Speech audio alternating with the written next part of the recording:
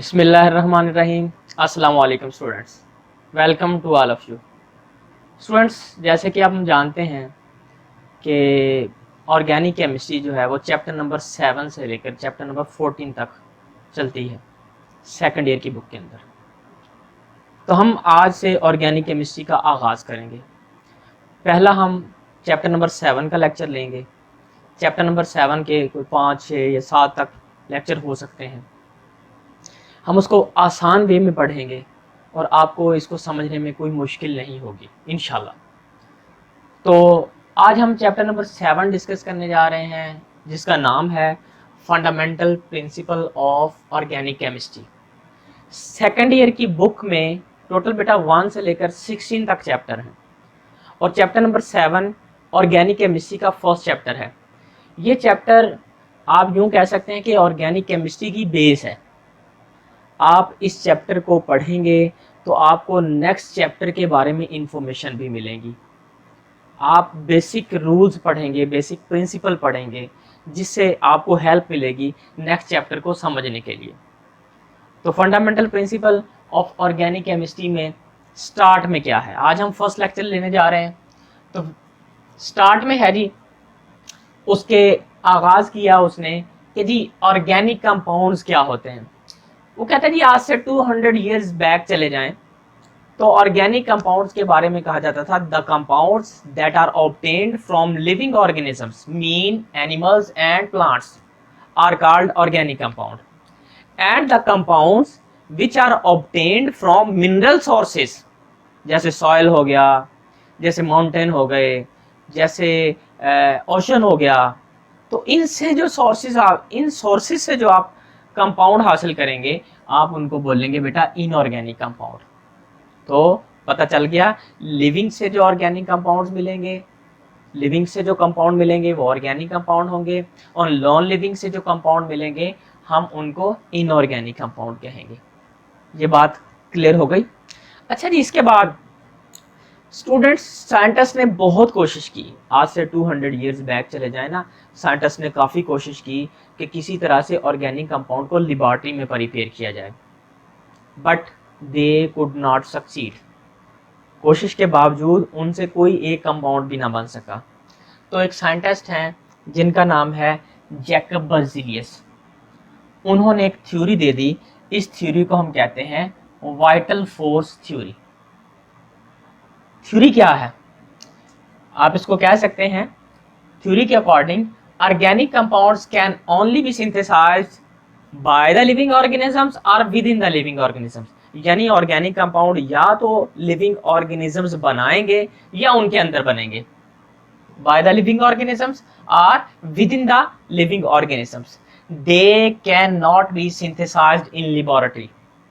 आप इनको लेबोरेटरी के अंदर प्रिपेयर नहीं कर सकते, क्योंकि कॉन्सेप्ट बन चुका था कि ऑर्गेनिक कंपाउंड तो लेबोरेटरी में प्रिपेयर नहीं हो सकते।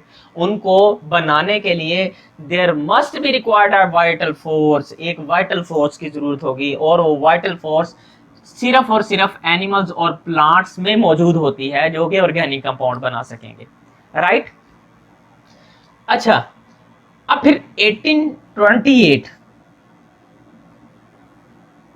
एक साइंटिस्ट है फ्रेडरिक वोलर, वो कोशिश करता है, वो कंपाउंड लेता है अमोनियम सायानेट, NH4CNO सायानेट। वो इसको हीट करता है, हीट करने पे अमोनियम सायानेट तब्दील हो जाता है इस कंपाउंड में। ये कंपाउंड आपके सामने जो लिखा है बेटा ये है यूरिया। तो urea was the first compound that was accidentally prepared by the Friedrich Wohler. तो इससे ये बात प्रूव हो गई कि ऑर्गेनिक कंपाउंड हम लेबोरेटरी के अंदर भी प्रिपेयर कर सकते हैं। तो बेटा अमोनियम सायानेट से जब यूरिया बना तो साइंटिस्ट ने फिर नेक्स्ट बहुत से कंपाउंड्स बनाने की कोशिश की और वो बनाते चले गए।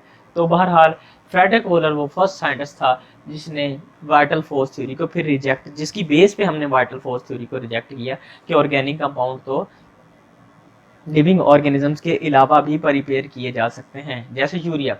आपको पता है ना, यूरिया हमारे यूरिन में होता है, मतलब लिविंग ऑर्गेनिजम्स के अंदर पैदा होता है।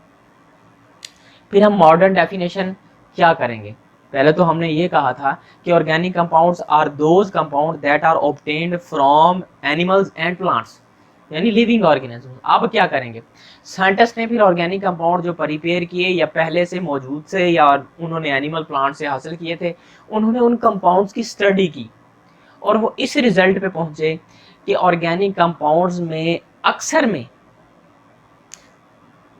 कार्बन के साथ हाइड्रोजन भी मौजूद है। कार्बन इज एसेंशियल पार्ट, यानी जिन कंपाउंड्स में कार्बन नहीं होगा वो ऑर्गेनिक कंपाउंड्स नहीं होंगे। तो हम कह सकते हैं मॉडर्न डेफिनेशन ये है कि हाइड्रोकार्बन्स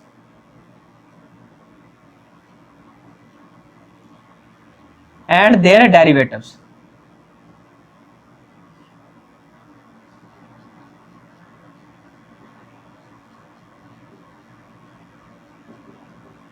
मैंने आपसे कहा कि ऑर्गेनिक कंपाउंड में कार्बन तो मस्ट है और अक्सर में हाइड्रोजन भी साथ में होगी। तो हाइड्रोकार्बन्स जिनमें कार्बन और हाइड्रोजन हो उनको कहते हैं हाइड्रोकार्बन एंड देयर डेरिवेटिव्स, मतलब जो उनसे डिराइव किए गए हों। हम हाइड्रोकार्बन्स के अंदर हाइड्रोजन्स को रिप्लेस करके मुख्तलिफ तरह के फंक्शनल ग्रुप्स इंट्रोड्यूस करके lot of organic compounds prepare कर सकते हैं। तो मॉडर्न डेफिनेशन है organic compounds are those compounds that are consisting of carbon and hydrogen mean hydrocarbons and their derivatives. This is the modern definition. अच्छा, लेकिन student कुछ compound ऐसे हैं, जैसे मैं एग्जांपल बात करूं, carbon dioxide, carbon monoxide, carbonate, bicarbonate, carbides. तो आप इनमें देखें, कार्बन है, ऑक्सीजन है, कार्बन है, ऑक्सीजन है, कार्बन है, ऑक्सीजन है। इसमें तो कार्बन भी है, हाइड्रोजन भी है और ऑक्सीजन भी है, कार्बन है। ये कंपाउंड्स में कार्बन होने के बावजूद हम इनको ऑर्गेनिक कंपाउंड कंसीडर नहीं करते। वजह क्या है स्टूडेंट्स? इनकी properties not resembling with organic compound. ये जो कंपाउंड्स हैं इनकी प्रॉपर्टीज ऑर्गेनिक कंपाउंड से नहीं मिलती। तो हिस्टोरिकली और कन्वेंशनली इनको हम इनऑर्गेनिक कंपाउंड कंसीडर करते हैं।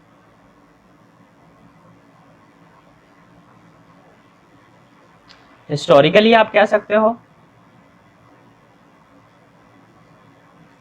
And conventionally.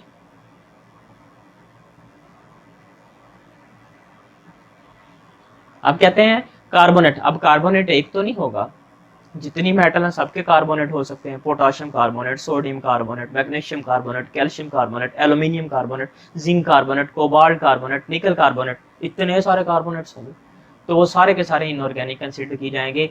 वजह मैंने आपको बताई है कि they don't have properties like that of organic compounds. इनकी प्रॉपर्टीज ऑर्गेनिक कंपाउंड जैसी नहीं है, इसलिए कन्वेंशनली और हिस्टोरिकली ये कहा गया कि ये इनऑर्गेनिक कंपाउंड्स हैं सारे के सारे, राइट। अच्छा, अब हम बात कर रहे हैं कि ऑर्गेनिक कंपाउंड्स की प्रॉपर्टीज। जी, ऑर्गेनिक कंपाउंड की बहुत सी प्रॉपर्टीज हैं, उनमें से चंद एक हम डिस्कस कर लेते हैं यहाँ पर। Number 1, nature of carbon chain. Yes बेटा, जो कार्बन है ना, इट्स अ टेट्रावैलेंट एटम।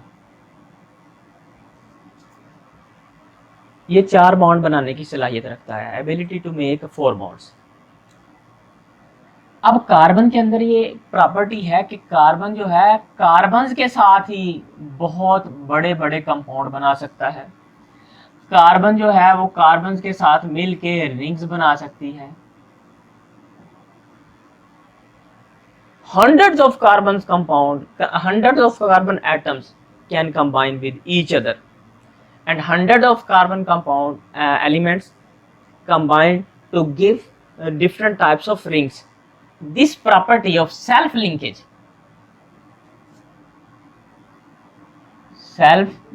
अपने ही एटम्स के साथ मिलने की प्रॉपर्टी ऑफ कार्बन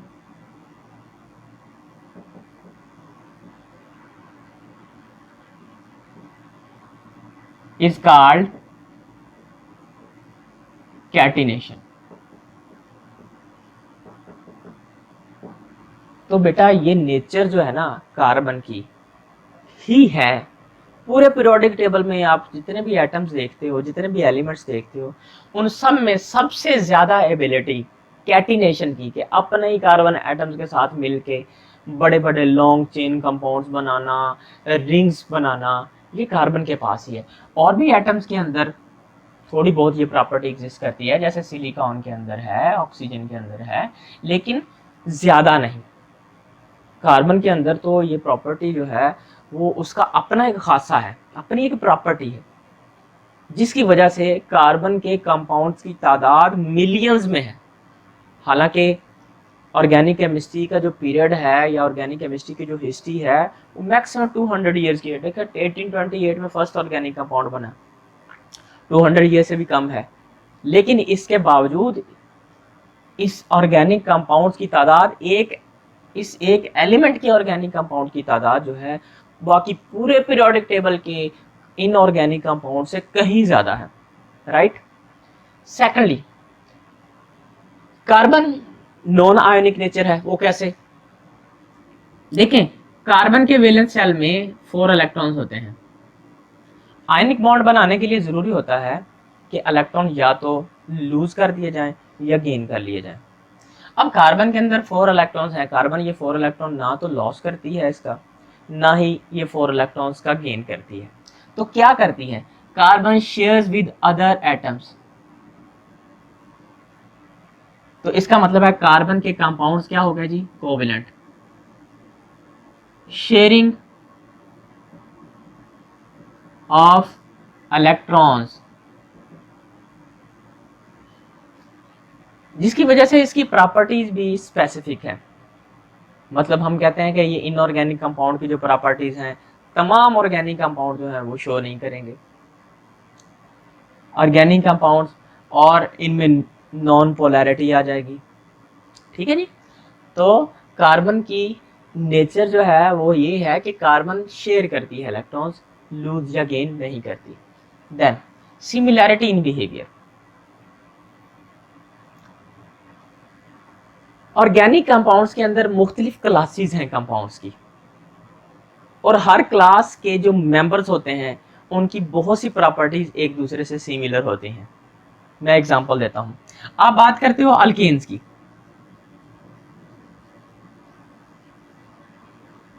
अब अल्केन्स के मेंबर्स हैं methane, ethane, propane, butane, pentane, hexane, heptane, octane, nonane, decane, undecane. तो अल्केन्स के सारे मेंबर्स अगर आप उनका केमिकल बिहेवियर देखेंगे तो वो एक जैसा होगा। तो that is similarity in behaviour. आप बात करते हो अल्कोहल्स की। अब अल्कोहल जो होंगे, हाँ, वो मिथाइल अल्कोहल है, वो इथाइल अल्कोहल है, वो प्रोपाइल अल्कोहल है। ये पूरी एक सीरीज बनेगी और इनके कंपाउंड्स में बहुत सी प्रॉपर्टीज आपस में सिमिलर होंगी। आप बात करते हो कार्बोक्सिलिक एसिड्स की।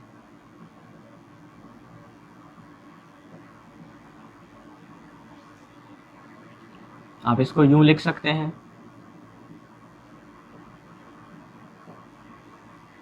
तो कार्बोक्सिलिक एसिड फॉर्मिक एसिड है, एक कार्बन वाला, एसिटिक एसिड 2 कार्बन वाला, प्रोपेनोइक एसिड 3 कार्बन वाला। इनकी प्रॉपर्टीज में बहुत ज़्यादा सिमिलैरिटी पाई जाएगी केमिकल प्रॉपर्टीज में। तो इसे कहते हैं जी, मुख्तलिफ क्लासेस जो होती हैं वो दूसरों से डिफरेंट बिहेव करती हैं। मसलन अल्केन अल्कोहल से डिफरेंट बिहेव करेगा, ये कार्बोक्सिलिक एसिड से डिफरेंट बिहेव करते हैं, लेकिन उस क्लास के मेंबर्स की आपस में प्रॉपर्टीज में बहुत ज़्यादा सिमिलैरिटी पाई जाती है। बेटा ये जो हम मैंने लिखे हैं ना, इन्हें आप होमोलोगस सीरीज कहते हैं।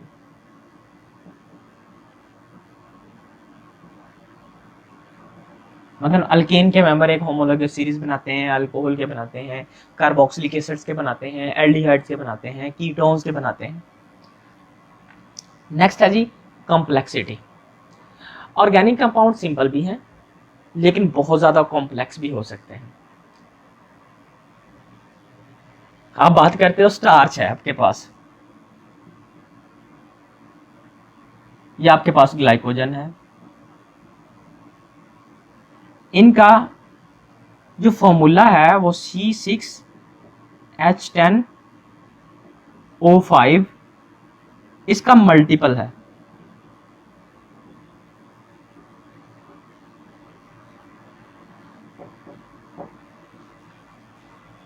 यानी इसमें ये हंड्रेड्स में थाउजेंड्स में जा सकता है ये कंपोनेंट। तो कॉम्प्लेक्सिटी, इसके अलावा आप एंजाइम्स देखते हो, ऑर्गेनिक कंपाउंड हैं बहुत ज़्यादा कॉम्प्लेक्स होते हैं। आप प्रोटीन्स देख सकते हैं, ऑर्गेनिक कंपाउंड्स हैं बहुत ज़्यादा कॉम्प्लेक्स हो सकते हैं। तो ऑर्गेनिक कंपाउंड में बहुत ज़्यादा कॉम्प्लेक्सिटी भी पाई जाती है। नेक्स्ट है जी आइसोमेरिज्म। बेटा ऑर्गेनिक कंपाउंड का मॉलिक्यूलर फार्मूला, आपके पास एक ऑर्गेनिक कंपाउंड का मॉलिक्यूलर फार्मूला है, लेकिन उसको लिखने के कई वेज हो सकते हैं। इन्हें कहते हैं, इस प्रोसेस को कहते हैं कि जिससे हम मॉलिक्यूलर फार्मूला एक हो और उसको कई तरह से स्ट्रक्चरली लिखा जा सकता है, इसे कहते हैं जी आइसोमेरिज्म।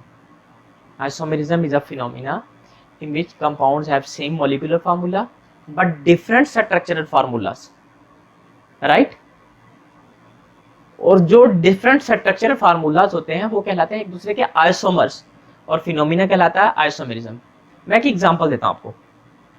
आप लिखते हो C10H22, ये आप डीकेन लिख रहे हैं,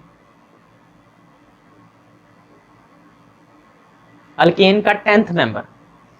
और अल्केन में फार्मूला लिखते वक्त आपको याद है कि कार्बन जितने हैं हाइड्रोजन उसके डबल से 2 ज्यादा करते हैं। मतलब ये देखें, कार्बन जितने हैं Cn, कार्बन जितने हैं, हाइड्रोजन उस n का डबल करके उसमें 2 हाइड्रोजन मोर ऐड करके हम अल्केन के मेंबर हासिल करते हैं।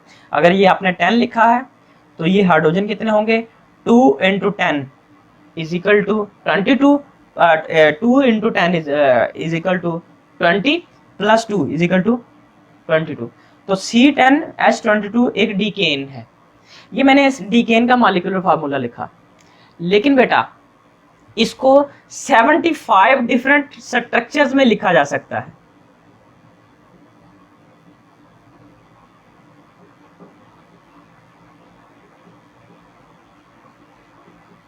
वो 75 डिफरेंट स्ट्रक्चर्स डीकेन के आइसोमर्स कहलाएंगे, और उनकी प्रॉपर्टीज में भी बहुत ज्यादा फर्क हो सकता है। कुछ में थोड़ा हो सकता है, कुछ में ज्यादा फर्क हो सकता है। तो इस फिनोमिना को आप आइसोमेरिज्म कहते हैं। इसी वजह से ऑर्गेनिक कंपाउंड्स की तादाद मिलियंस में चली गई है कि कंपाउंड आपने एक मॉलिक्यूलर फार्मूला एक है, लेकिन उसके इतने सारे स्ट्रक्चर लिखे जा सकते हैं, वो सारे बाज दफा डिफरेंट कंपाउंड्स बिहेव करते हैं। That's why organic compounds have lot in number, millions में, राइट। अच्छा जी, इसके अलावा अगर आप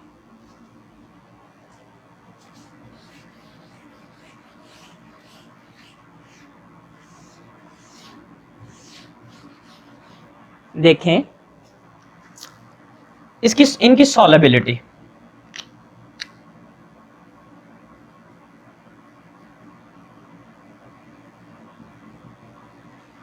organic compound are mostly non polar.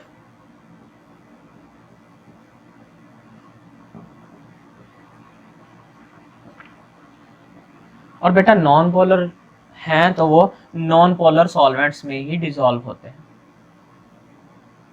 CCl4 हो गया, ईथर हो गए, बेंजीन हो गई, कार्बन डाइसल्फाइड हो गए, एटस्ट्रा। तो mostly organic compound non polar हैं, नॉन पोलर सॉल्वेंट में डिसॉल्व होते हैं, लेकिन कुछ ऑर्गेनिक भी कुछ जो है पोलर भी हो सकते हैं, जैसे अल्कोहल्स के कुछ मेंबर्स, जैसे कार्बोक्सिलिक एसिड्स के कुछ मेंबर, जैसे एल्डिहाइड का फॉर्मल्डिहाइड।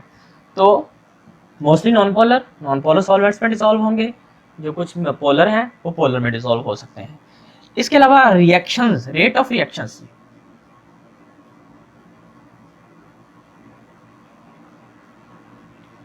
हमने बात की कि organic compound covalent in nature. और स्टूडेंट्स याद रख लीजिए, जो कोवैलेंट कंपाउंड्स होते हैं उनके रिएक्शन बहुत स्लो होते हैं, जबकि जो ऑर्गेनिक कंपाउंड्स होते हैं, जो इनऑर्गेनिक कंपाउंड्स होते हैं, उनमें आयंस पाए जाते हैं। तो आयंस के एक दूसरे के साथ रिएक्शन फास्ट होते हैं, जस्ट रिप्लेसमेंट ऑफ आयंस होनी होती है। यहाँ पर क्या होना होता है, यहाँ पर बॉन्ड ब्रेक होने हैं, नए बॉन्ड की फॉर्मेशन होती है, इलेक्ट्रॉन की रिप्लेसमेंट, इलेक्ट्रॉन का आना जाना, ऑक्सीडेशन रिडक्शन रिएक्शन, तो जिसकी वजह से हम कहते हैं rate of reactions are slower than on inorganic compound.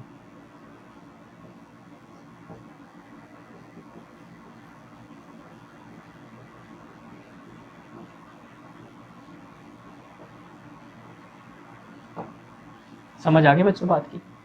तो organic compounds give slower reactions, इसलिए बाज़ दफ़ा ऑर्गेनिक कंपाउंड के रिएक्शन करवाने के लिए आपको घंटों नहीं हफ्तों कई दिन चाहिए होते हैं, हफ्ते चाहिए होते हैं, महीनों में रिएक्शंस होते हैं ऑर्गेनिक कंपाउंड, राइट। लास्ट में एक छोटा सा आर्टिकल आपकी बुक में दिया हुआ है, इंपॉर्टेंस ऑफ ऑर्गेनिक केमिस्ट्री। बेटा क्या इंपॉर्टेंस बताएं, मैंने जो कपड़े पहने हुए हैं these are organic textile fibres. आप अपने इर्द गिर्द प्लास्टिक इंडस्ट्री देखते हो, हर चीज़ प्लास्टिक में अवेलेबल है, तो फर्नीचर भी प्लास्टिक में अवेलेबल है, ऑर्गेनिक इन नेचर। ये ऑर्गेनिक केमिस्ट्री में डेवलपमेंट के साथ बना ऑर्गेनिक कंपाउंड्स, मोनोमर्स जो कंबाइन होते हैं, मेडिसिन ले लें ऑर्गेनिक है, ठीक है जी। आपके इर्द गिर्द पेट्रोकेमिकल्स हैं, आपके खाने में बहुत सी चीज़ें हैं, सारी की सारी ऑर्गेनिक हैं। तो मोस्टली जो आपके साथ इंटरेक्ट में है, इंटरेक्शन में है चीज़ें, जो एनिमल से आप चीज़ें हासिल कर रहे हैं, जो आप प्लांट से चीज़ें हासिल कर रहे हैं, वो सारे की सारी ऑर्गेनिक हैं। तो organic compounds are very important for us. Food के तौर पर तो हम यूज़ करते ही हैं, हम कार्बोहाइड्रेट यूज़ करते हैं, प्रोटीन यूज़ करते हैं, लिपिड्स यूज़ करते हैं, हम वाइटामिन लेते हैं, हम डिफरेंट इंजाइम्स हम लेते हैं, मतलब फ्रूट्स के अंदर या मीट के अंदर। तो ये सारे के सारे ऑर्गेनिक कंपाउंड्स हैं। और हमारे इर्द गिर्द जो इंडस्ट्रियल हम बैग्स बनाते हैं, हम शॉपर हैं हमारे पास, सारे के सारे ऑर्गेनिक कंपाउंड्स हैं। और फर्स्ट लेक्चर आपको समझ आ गया होगा, नहीं समझ आया तो आप इसको दोबारा देखें, होप आपको इंशाल्लाह समझ आ जाएगा। Thank you.